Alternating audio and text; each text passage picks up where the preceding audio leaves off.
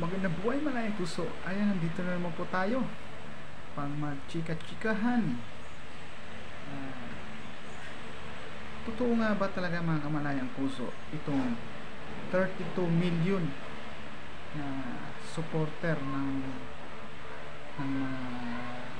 Duterte?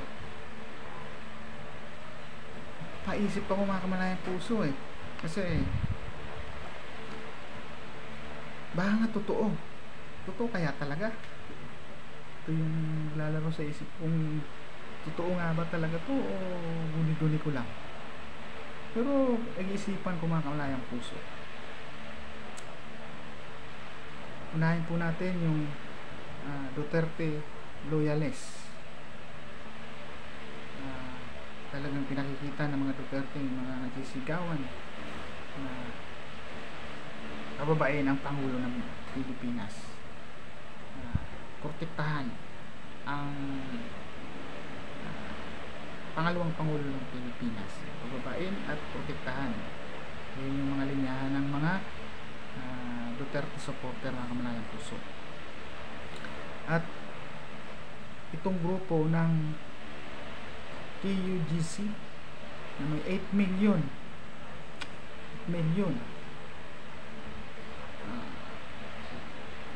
pinapahayag nito na sinusuportahan din nila ang mga Duterte. Dalawa na yun, dalawang sanggunilis ng mga Duterte at yung mga Didilis at itong PUGC, dalawa na, plus itong mga Muslim. Itong pahayag nga na yung mga isang grupo na kalaban talaga ng gobyerno, mga Muslim Mindanawin, ay nagpahayag din ng suporta kay Duterte family, sa Duterte family mga kamalayang puso. Tatlo na. Tapos itong IMC, yung Iglesia ni Cristo, nagpahayag din na sinusuportahan.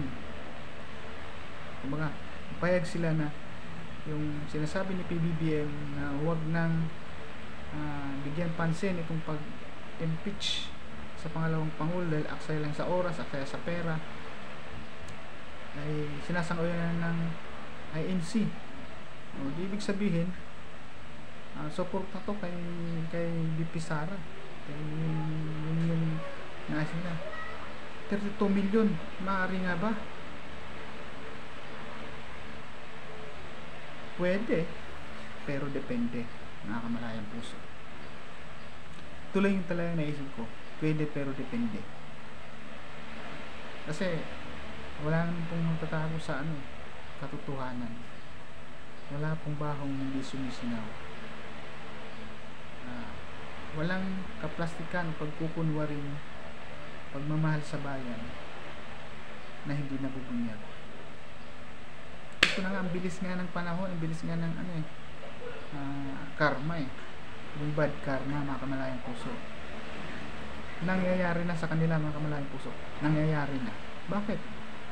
Anong panahon ng eleksyon, ang daming pangako.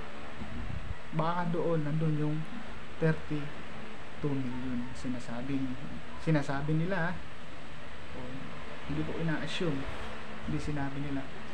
Nung panahon ng eleksyon, maaari, pero pwede, pero depende.